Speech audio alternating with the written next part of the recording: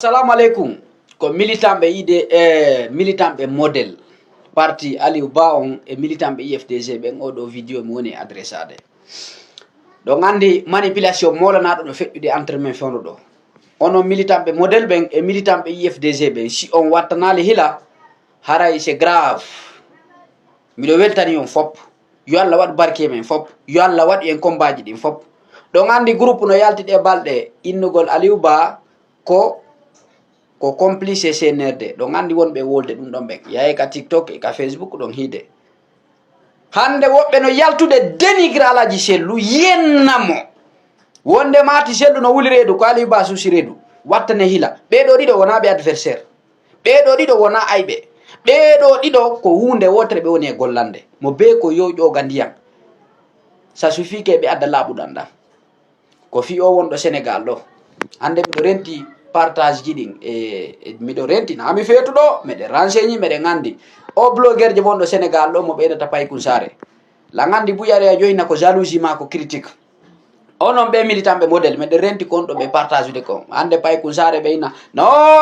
ko vrejo sellu no fofi sellu no wadirni ko Aliou Ba woni vrejo taw natu e pièce nani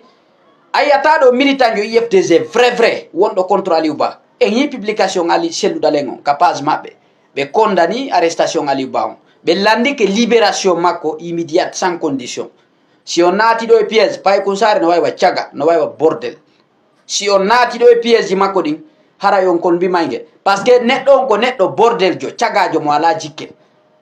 hande kala mo minando no yenna sellu dale mi ukkay wula bu bawale makko Aliou Ba meden weltanimo sellu dale meden weltanimo ko golle mojjude be jokki amma gawallen bawurien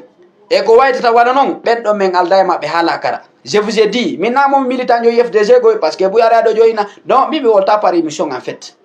Aliou Ba e sellu hande si élection wiya ma hande tawi kala fewndi do ko men soutenata menen ko men fala tun ko alternance parce que la Guinée be wi tout sauf le pouvoir en Guinée tay jabu manipulation mi do fami Aliou Ba mi do fami IFDG sabu honnum yeru hakkille am den lan andi hande Aliou Ba hande buno yaltude na Aliou Ba ko complice CNRD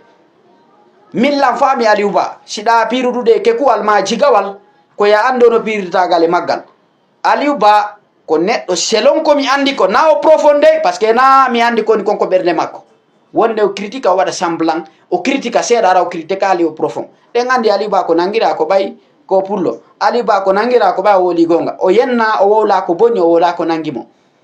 ko jokki konsellu ko dum woni jokkude Aliou Ba ko be nangiri Aliou Ba be condamné mo 2 ans ko parce que bay ko pullo be wi tout soppe le pouvoir en Guinée ko mono ngi halande do ko wattane hila IFDC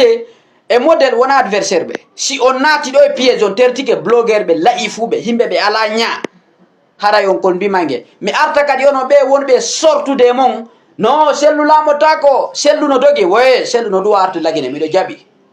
sellu lamo tako sele dum itte dum e karaw mon kon alpha gonde wadi 45 ans ou c'est 40 ans opposition ko France o wonno sellu mi do jabi yo artu critique jidi mi do jabi di kono non halaji gono ton tugula yagal innugol sellu kata sorte dum e mon na do mi ukkay wula Abouba walle mon désormais je défends tous les gens défendus. Je ne défends pas indéfendable comme Gawal, comme Baouri, les fanfarons, Fouriella, Himbe Laifu, Tafu, Jasu, Zero, Malfrabe, mi défendatabe. Comment on a la ko watane hila. Mimi fala ka vi dolle, mi fala ka abonné dolle, kala abonné jo pay kusare mo metti pardon wota yennan désabonno. Kala jokudo Baouri mo metti désabonno. Mi falta ki hande kadi sonkudu de goddo moko babe buy mawbe noddi landobe ni pay kum menen da wela men meden hiduma. Ta jabo ande kadi mi nani mi jabi mawbe gombe Sénégal do gorebe bengan noddilan do wajilan wowli be ni be hidimi ala video amobe ratata mi nani mi nami fetudo dey mi yarata kadi bere dey mi hanga ka dey lan andi ko mi watta mi woni conscient kala ko mi critique enfin artoy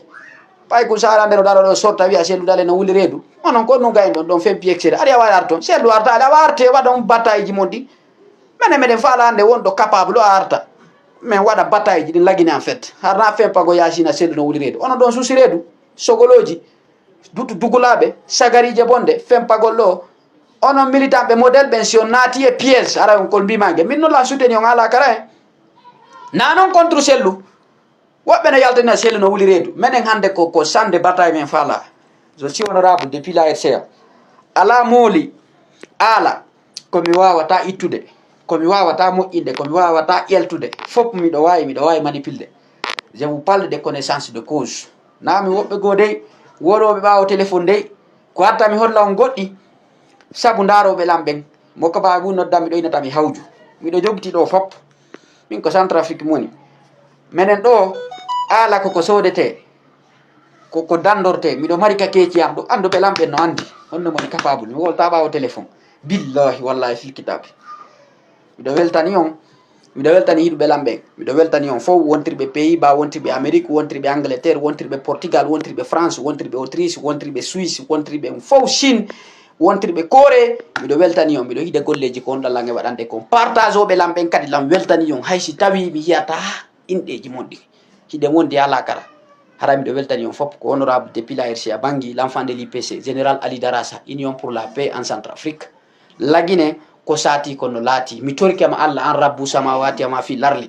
okkor men feere menen o nouvelle génération men ƴetta pinka men itta hakkille woɓɓe wiɓe ko tout soppele au pouvoir en Guinée ɗum sanza men wara ɗum men lanca ɗum men ala contre maninkajo men ala contre sosojo men ala contre kisijo men ala contre forestier ko contre système men woni meɗen faala yo jaggo accu simi wolani on simi message wonadi addede ɗo hande cadre ɓe CNRD kon men contactude wola fi mbuuɗi miɗo weltani fulɓe Fuuta ɓen siko mbuuɗi fulɓe Fuuta ɓen no okkorde lam wallahi billahi wallahi mi mapotako ɗo mi nodda pullo Fuuta min namo lam faala ɗum moins de 5-10 jours mi ronka heɓude coggu connexion coggu komi waɗa piiji andi coggu komi waɗa piiji andi ça suffit hande meɗen yeynirede piiji fof taw sikku ko fenande kono millan préfére yawgol toro pullo Fuuta e edi yewgol toro laamu ma yewgol yeeɓa hoore mum toro laamu yeeya leñol mum ngol ndimanka ko angol lam wondi e maggo ɗon andi mi jaɓali bilaneɓi tan Alpha Condé ko blogueur ɓe jeeɗo yeyi ɗo yenni seddudale wontidi e maɓɓe ɗon andi mi jaɓali nami sodirteɗo ni tungoy simiɗo faala hande ka ɓa wuri toyi ɓe windandela accu ɗum andi sellu chantage ko ɓe ɗaynira e nomen ko ça ne marche plus namo mi militant jo IFDC namo militant jo modèle koɗo hande si Aliou Ba yalti heɓi feere ɗo ɓe ukkiyite Dumbuya o dartike o wi ni ko maɗan hibba ma o laamo emi jokkaymo si sellu arti janggo min jokkay kadi ha sellu arta sellu artay critique ji ɗin wona bone ko wasere neri nden yenna sellu ko ɗum woni min jaɓata nakkasimon on fof kadi Alpha Condé waɗali 40 ans hande na Alpha Condé ardi o parti ko ɓenata ɗo ko kasoruni fewɗo ko fenade yahe ndaron plus responsable ɓen ka RPG fof ko maninka fof ko yiwdi sigiri e kankan e géré kore yahe beppo on to kala yaltuɗo ɗo atake selluɗade womi ukka e wula ɓuɓale makko sagarije bonɗe duttu dugulaɓe argolina ko bita waɗiri ni ko mi naada hiite mum mi naada hiite mum yo kekuje bonɗe yafalellam mo ko baɓe ɓe andiralan hoyre vraiment je suis désolé aray ko ɗum